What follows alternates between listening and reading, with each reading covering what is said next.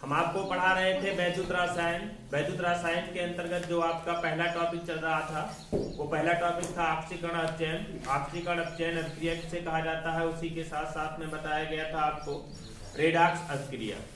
Redox अभिक्रिया किसे कहते हैं ये भी बताया गया था। ऑक्सीकरण अपचयन अभिक्रिया के अंतर्गत बताया गया था इलेक्ट्रॉन त्याग करने की प्रक्रिया ऑक्सीकरण की प्रक्रिया कहलाती है, जबकि इलेक्ट्रॉन ग्रहण करने की प्रक्रिया अपचयन की प्रक्रिया कहलाती है। इसी के साथ में बताया गया था आपको रेडॉक्स अभिक्रिया के बारे में। रेडॉक्स अभिक्रिया में बताया गया था जब किसी पदार्थ के द्वारा इलेक्ट्रॉन त्यागा जाता है और उसी अभिक्रिया में होने वाले दूसरे पदार्थ के द्वारा इलेक्ट्रॉन को ग्रहण किया जाता है तो ऑक्सीकरण अपचयन दोनों साथ साथ होता है, तो इस प्रकार की अभिक्रिया को रेडॉक्स अभिक्रिया कहते हैं। इतना सारी चीजें पिछली क्लास में हमने आप लोगों को बता दिया था और विद्युत समझाया भी गया था, लिखाया भी गया था। अब विद्युत रसायन के अंतर्गत आपको पढ़ना क्या है, वैद्युत अपघटनी विलयनों का चालकत्व पढ़ना है। क्या आपको वैद्युत अपघटनी विलयनों का चालकत्व, वैद्युत अपघटनी विलयनों का चालकत्व पढ़ना है। तो चालकत्व कहते किसे हैं ये जानना है आप लोगों को। आपको एक पॉइंट यहाँ पर समझना बहुत जरूरी है कि पदार्थ दो प्रकार के होते हैं। एक होते हैं कौन कौन से आपके वैद्युत अपघट्य पदार्थ, वैद्युत अपघट्य पदार्थ होता है और दूसरा होता है आपका कौन सा वैद्युत अनअपघट्य पदार्थ। वैद्युत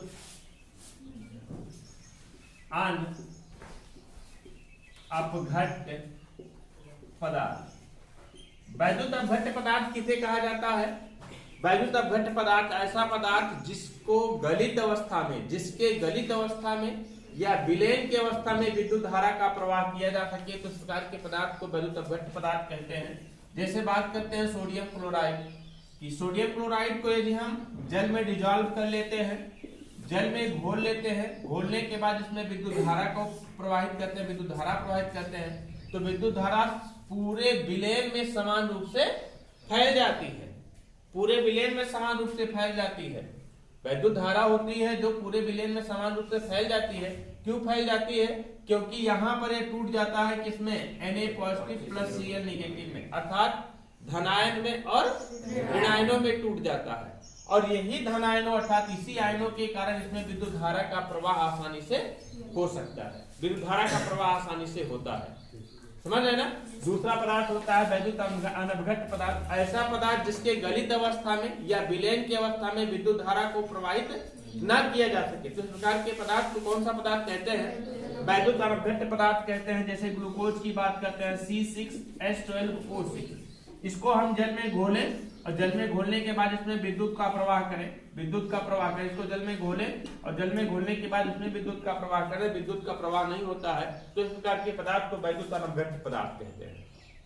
तो आपको जानना है किसके बारे में, वैद्युत अपघट्य पदार्थ के बारे में। वैद्युत अपघट्य पदार्थ के बारे में क्या जानना है कि बताया गया कि वैद्युत अपघट्य पदार्थ वे पदार्थ कहलाते हैं जिसके जलीय विलयन में विद्युत धारा आसानी से प्रवाहित की जा सकती है, जिसके जलीय विलयन में विद्युत धारा आसानी से प्रवाहित की जा सकती है। इस प्रकार के पदार्थ को कौन सा पदार्थ कहते हैं? वैद्युत अपघट्य पदार्थ कहते हैं। और हमने बताया कि वैद्युत अपघट्य पदार्थ में विद्युत धारा का प्रवाह होता है, तो किसके कारण होता है? क्योंकि वो आयनों में टूट जाता है, उसी आयनों के कारण विद्युत धारा का प्रवाह होता है। अब क्या है, वैद्युत अपघटनी विलयनों का चालकत्व तो कैसे पढ़ेंगे? आपको पता होना चाहिए कि आपको फिजिक्स में बताया गया होगा जब किसी चालक तार में विद्युत धारा प्रवाहित की जाती है तो वहां पर ओम का नियम लागू होता है। ओम का नियम लागू होता है। ओम के नियम में बताया गया है ओम का नियम लगाया जा सकता है, मतलब कि जब किसी चालक तार में विद्युत धारा प्रवाहित की जाती है तो वहां पर ओम का नियम लगाया जा सकता है। उसी तरीके से वैज्ञानिकों ने कहा कि यहां पर भी विद्युत धारा का प्रवाह हो रहा है, यहां पर भी विद्युत धारा का प्रवाह, कहां पर? वैद्युत अपघट्य पदार्थ के जलीय विलयन में भी विद्युत धारा का प्रवाह हो रहा है। जब यहाँ पर विद्युत धारा का प्रवाह हो रहा है तो यहाँ पर भी ओम का नियम लगाया जा सकता है। और यहाँ पर ओम का नियम लगाया कैसे गया? ओम का नियम यहाँ पर बताया कैसे गया? I=E/R। क्या बताया गया? ओम का नियम, अर्थात वैद्युत अपघट्य पदार्थों पर ओम का नियम लगाया गया और वैद्युत अपघट्य पदार्थों के जलीय विलयन पर ओम का नियम लगाया गया। ओम का नियम क्या बताया गया यहाँ पर? ओम के नियमानुसार, ओम के नियमानुसार I= क्या बताया गया? ई बाई आर, जहां आई क्या है? प्रवाहित वैद्युत धारा। आई क्या है आपका? वैद्युत धारा है। आई वैद्युत धारा है। ई क्या है आपका? विद्युत वाहक बल। क्या है? विद्युत वाहक बल। और आर क्या होता है आपका? प्रतिरोध होता है। क्या होता है? प्रतिरोध होता है। और यहीं पर इसकी परिभाषा दी गई। इस विलयन के लिए, वैद्युत अपघट्ट पदार्थों के विलयन के लिए ओम के नियम को परिभाषित किया गया। कैसे परिभाषित किया गया? स्थिर वैद्युत वाहक बल पर, मतलब को इसको क्या कर लिया जाए? आपको स्थिर कर लिया जाए। स्थिर वैद्युत वाहक बल पर विलयन में प्रवाहित धारा आई उसके प्रतिरोध के क्या होता है?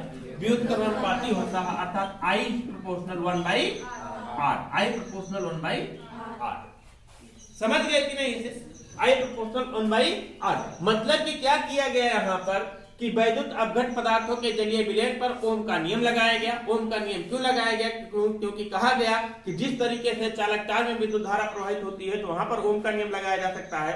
उसी तरीके से जिस तरीके से चालक तार पर विद्युत धारा प्रवाहित की जा सकती है तो वहां पर ओम का नियम लगाया जा सकता है ना। तो उसी तरीके से विलयन में विद्युत धारा का प्रवाह हो रहा है, विलयन में विद्युत धारा प्रवाहित हो रही है, तो यहाँ पर भी ओम का नियम लगाया जा सकता है। और यहाँ पर ओम का नियम लगाने के बाद बताया गया कि I equal to E by R होगा, जहां ई क्या होता है? विद्युत वाहक बल होता है, अर्थात स्थिर वैद्युत वाहक बल पर चालक में प्रवाहित धारा, सॉरी विलयन में प्रवाहित धारा आई उसके प्रतिरोध की क्या होता है? व्युत्क्रमानुपाती होता है। समझ गए ना? तो लिखिए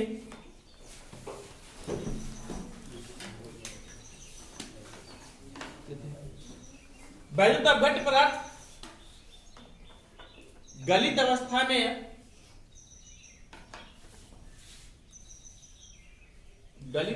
में या विलयन की अवस्था में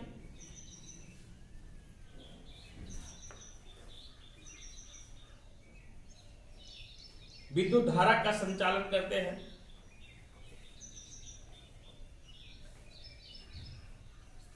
विद्युत धारा का संचालन करते हैं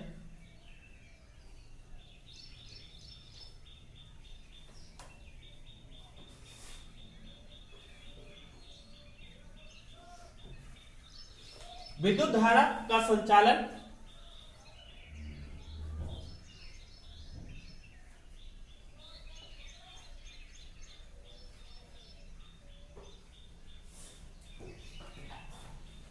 मुक्त आयनों के कारण होता है।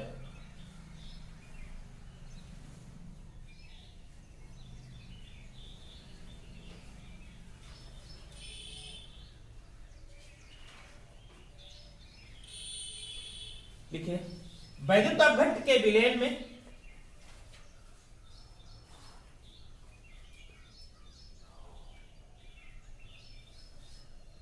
ऐसा लिखिए, वैद्युत अपघट्ट के विलयन धात्विक चालकों के समान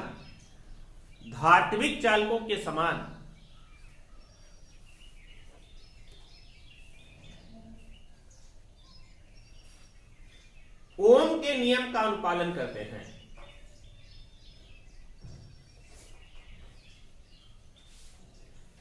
ओम के नियम का अनुपालन करते हैं।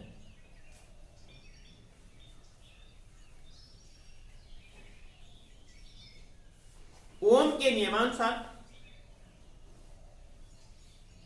लाइन लिखिएगा I equal to E by R. I equal to E by R, जहां ई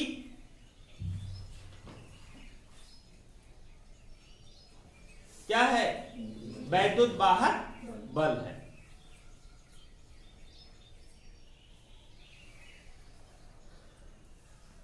अतः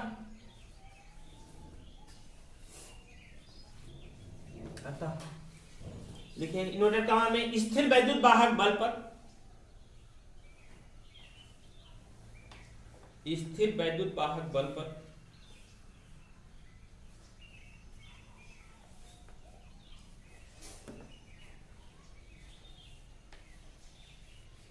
किसी चालक में प्रवाहित धारा आई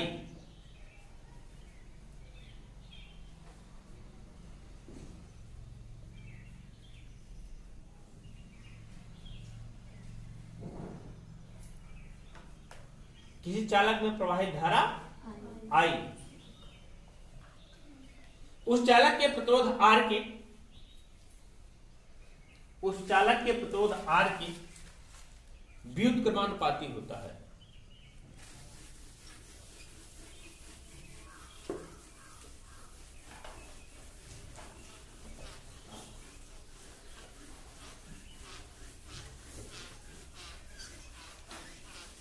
चालक के प्रतिरोध आर के व्युत्क्रमानुपाती होता है।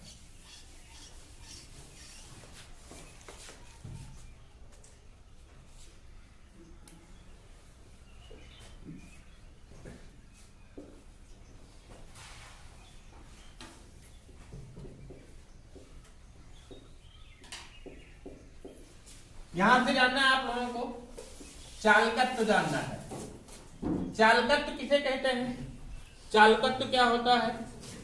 चालकत्व को प्रदर्शित करते हैं कैपिटल जी से। किससे प्रदर्शित किया जाता है? कैपिटल जी से प्रदर्शित किया जाता है। कैपिटल जी होता क्या है? कैपिटल जी बराबर होता है आपका 1/r। मतलब कि किसी चालक तार का प्रतिरोध, किसी चालक का प्रतिरोध r का व्युत्क्रम, देखिए किसी चालक का प्रतिरोध r का व्युत्क्रम, उसका क्या कहलाता है? चालकत्व जी कहलाता है। क्या कहलाता है? चालकत्व जी कहलाता है। अब देखिए चालकत्व जी का मात्रक क्या हो जाएगा? प्रतिरोध का मात्रक क्या होता है? ओम। ओम होता है, प्रतिरोध का मात्रक ओम होता है, तो चालकत्व जी का मात्रक क्या हो जाएगा आपका?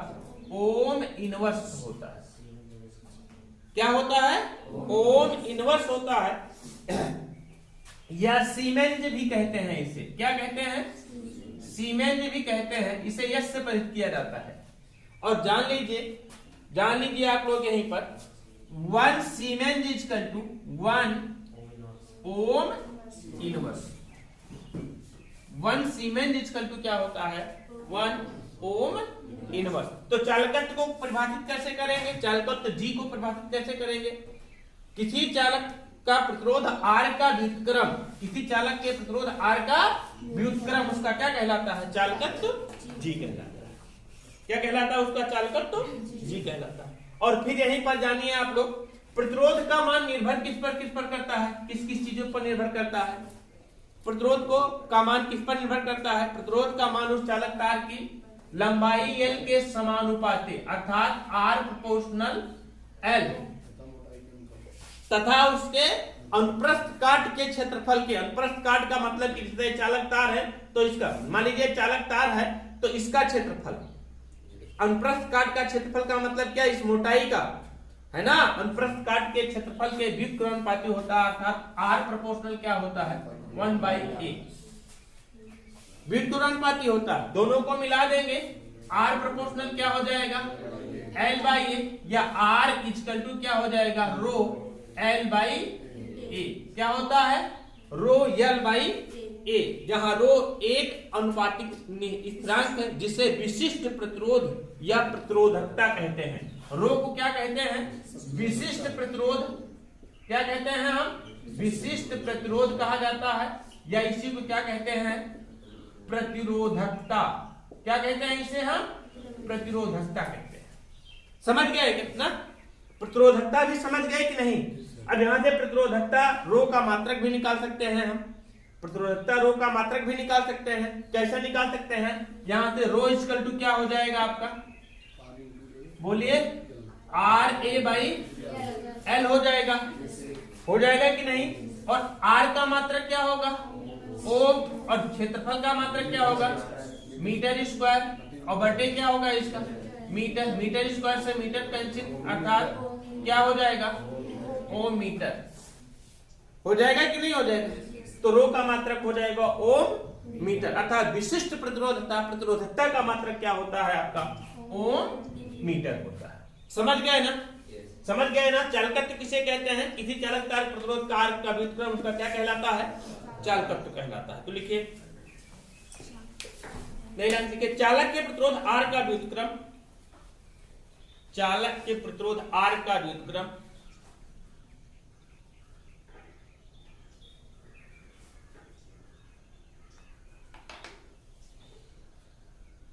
उसका चालकत्व तो कैपिटल जी कहलाता है।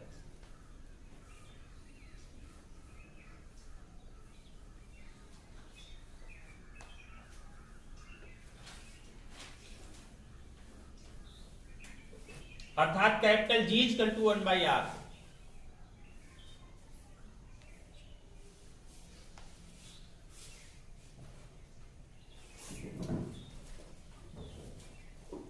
देखिए चालकत्व को ओम इनवर्स में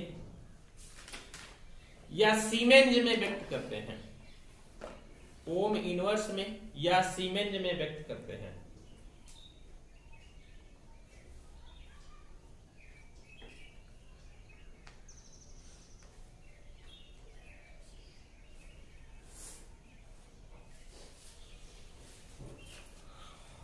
लिख लीजिए 1 siemens is equal to 1 ohm inverse.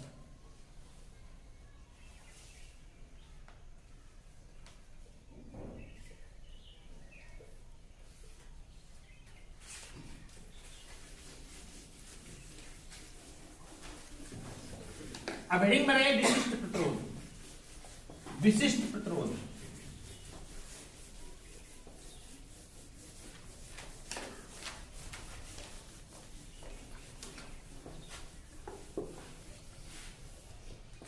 विशिष्ट प्रतिरोध को ही जैसे अभी हमने बताया था, एक बार फिर से देख लीजिए।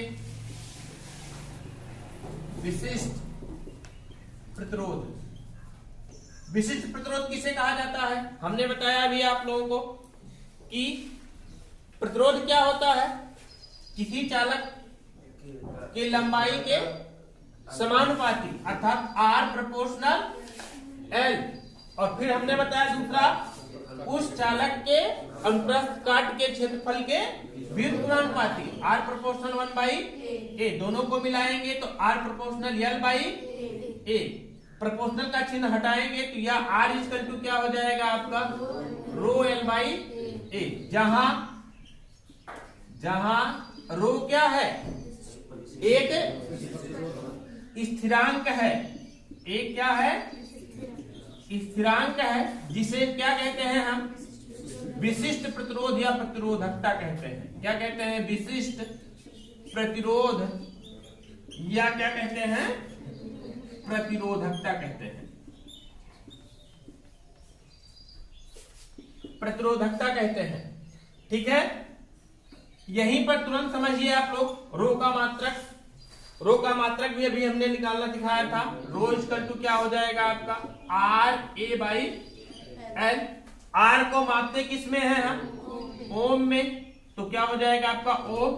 क्षेत्रफल को मापते किस में है, मीटर स्क्वायर में। लंबाई को मापेंगे किस में, मीटर में, तो हो जाएगा क्या आपका ओम मीटर, है ना। अगर इसी को हम सेंटीमीटर में मापे तो क्या हो जाएगा ओम सेंटीमीटर। समझ गए ना? तो लिखिए, लिखिए किसी चालक का प्रतिरोध R, विशिष्ट प्रतिरोध हेडिंग डाल के लिखिएगा। किसी चालक प्रतिरोध R, किसी चालक का प्रतिरोध R, उसकी लंबाई L के समानुपाती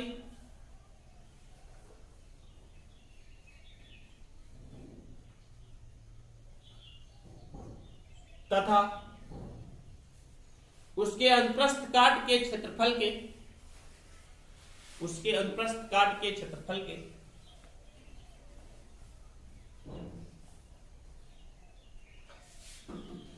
व्युत्क्रमानुपाती होता है।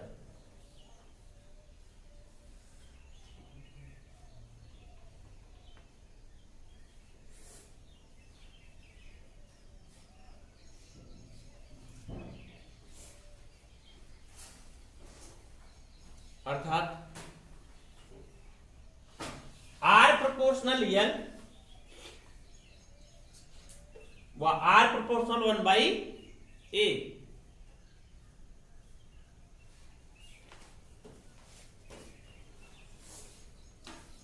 ले रहे हैं क्या, या R proportional L by A या R is equal to P L by rho L by A। देखिए जहां रो एक स्थिरांक है जिसे विशिष्ट प्रतिरोध या प्रतिरोधकता कहते हैं।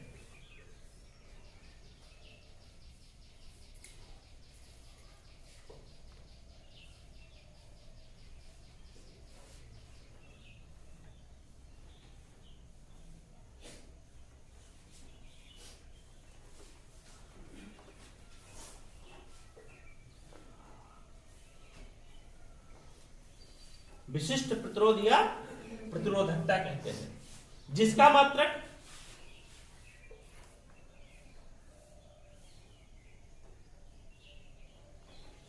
क्या हो सकता है? ओम मीटर या ओम सेंटीमीटर होता है। ओम मीटर या ओम सेंटीमीटर होता है।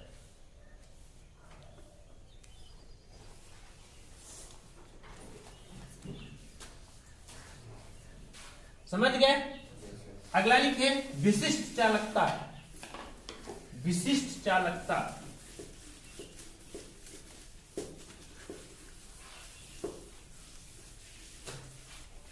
Specific conductivity. स्पेसिफिक कंडक्टिविटी विशिष्ट चालकता।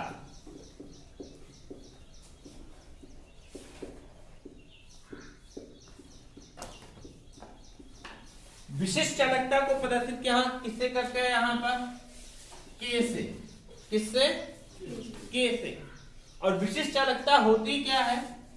K equal to 1 by rho. K equal to 1 by rho. अर्थात इसका मतलब क्या हुआ आपका? क्या? प्रतिरोधकता या विशिष्ट प्रतिरोध का व्युत्क्रम। प्रतिरोधकता या विशिष्ट प्रतिरोध का व्युत्क्रम उसकी क्या कहलाती है? विशिष्ट प्रतिरोधकता या विशिष्ट प्रतिरोध का व्युत्क्रम उसका क्या कहलाता है? विशिष्ट चालकता कहलाता है। अर्थात विशिष्ट चालकता K equal to 1 by rho. तो विशिष्ट चालकता का मात्रक क्या हो जाएगा? हम जानते हैं रो का मात्रक क्या होता है? ओम मीटर होता है। तो K का मात्रक क्या हो जाएगा? K का मात्रक क्या हो जाएगा आपका? क्या हो जाएगा? ओम 1 बाई ओम मीटर होगा कि नहीं होगा? या क्या हो जाएगा आपका? Ohm inverse metre inverse. या इसी को हम लिख सकते हैं क्या लिख सकते हैं? ओम इनवर्स सेंटीमीटर इनवर्स, है ना? लिख सकते हैं कि नहीं? तो इतना जानिएगा विशिष्ट चालकता किसे कहा जाता है? विशिष्ट प्रतिरोध का व्युत्क्रम। विशिष्ट प्रतिरोध का क्या व्युत्क्रम उसका क्या कहलाता है? विशिष्ट चालकता कहलाती है। तो लिखिए किसी चालक पदार्थ के विशिष्ट प्रतिरोध का व्युत्क्रम। विशिष्ट प्रतिरोध का व्युत्क्रम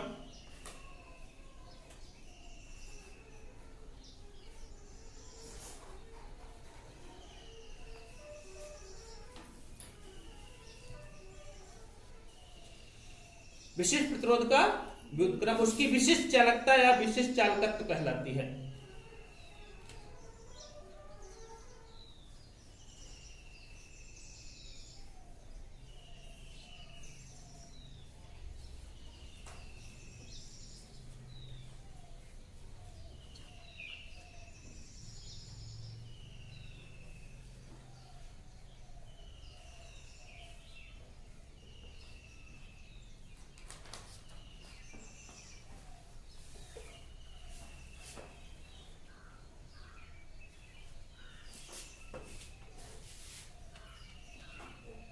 क्या लिखे हैं?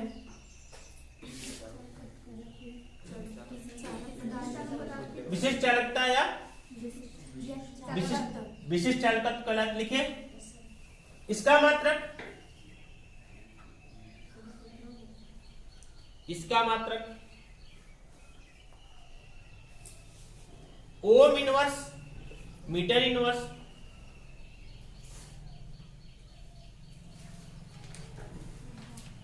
या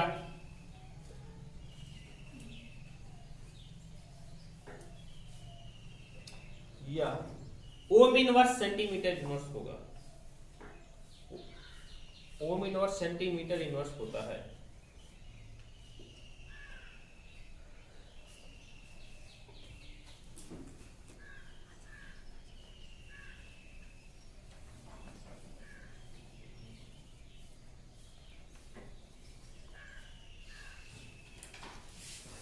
समझ गए इसको? हाँ, इसको लिख लीजिए K equal to 1/ρ।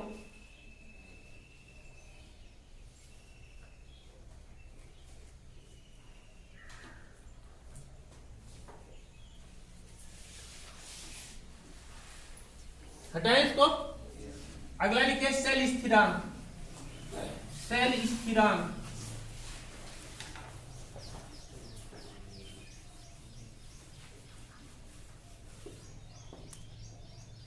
Cell constant.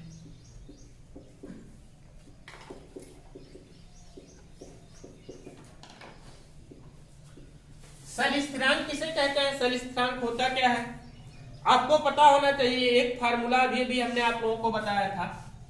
क्या बताया था आपको? R equal to rho L by A बताया था ना। और फिर यहीं पर हमने बताया था आपको रो इक्वल टू क्या 1/K। रो इक्वल टू क्या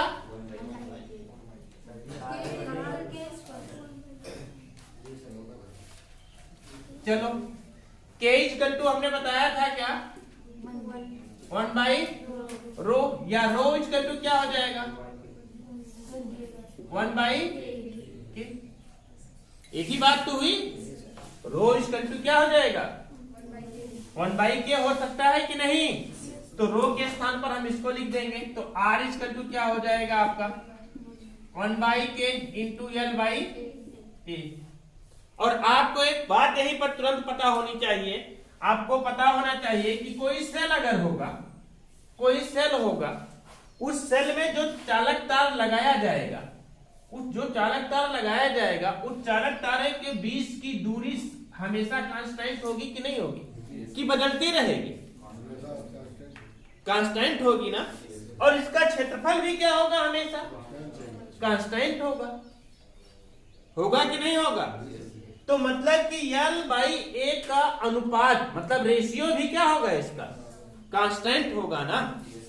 कांस्टेंट होगा कि नहीं होगा? और यही क्योंकि ये किसके लिए कांस्टेंट हो रहा है? L का मान और A का मान किसके लिए स्थिरांक हो रहा है, स्थिर हो रहा है? सेल के लिए हो रहा है ना। इसलिए इसी को क्या बोलेंगे हम? सेल स्थिरांक बोलेंगे। क्या बोलेंगे? कोई चालक तार तो है नहीं कि उसका चालक तार की लंबाई बढ़ती रहेगी, घटती रहेगी, मोटाई घटती रहेगी, बढ़ती रहेगी। ये तो सेल है ना। और सेल में लंबाई मतलब दोनों चालक तार के बीच की दूरी और इसका क्षेत्रफल क्या होगा? हमेशा स्थिर होगा। तो L/A का मान क्या होगा? स्थिर होगा। और यही L/A का अनुपात क्या होता है? स्थिरांक जो स्थिर होता है इसी क्या कहते हैं हम? सेल स्थिरांक कहते हैं। अर्थात हम कह सकते हैं यहां पर आपको क्या लिख सकते हैं यहां पर? रो R इक्वल टू क्या हो जाएगा 1/K इंटू x क्या होगा यहां पर आपका? सेल स्थिरांक होगा। क्या होगा? सेल स्थिरांक होगा। इसे G से भी प्रदर्शित करते हैं। तो लिखिए, इतना नोट करिए, फिर बताते हैं। इतना नोट करिए।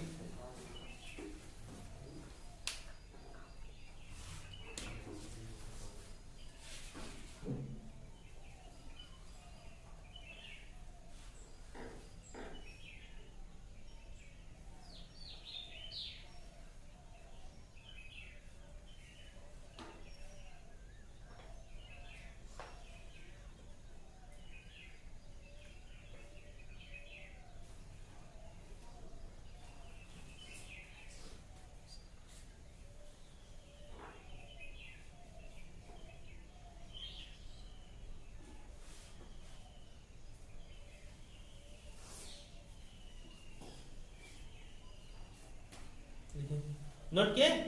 देखिए, किसी चालकता शेल के दो इलेक्ट्रोडों के मध्य दूरी L,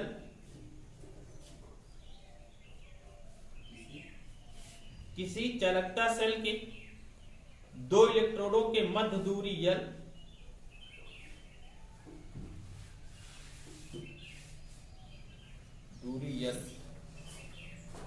और उसके इलेक्ट्रोडों का क्रॉस सेक्शन क्षेत्रफल A, और उसके इलेक्ट्रोडों का क्रॉस सेक्शन क्षेत्रफल A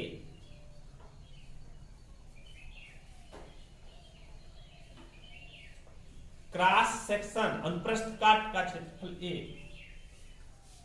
निश्चित होता है।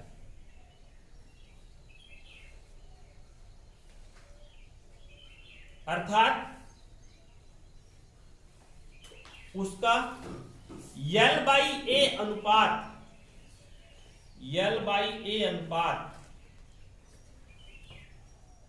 स्थिर होता है।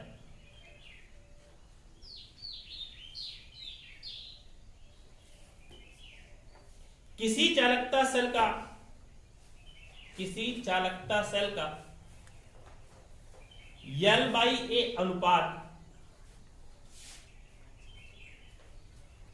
उसका शेल स्थिरांक कैपिटल G कहलाता है। उसका शेल स्थिरांक कैपिटल G कहलाता है।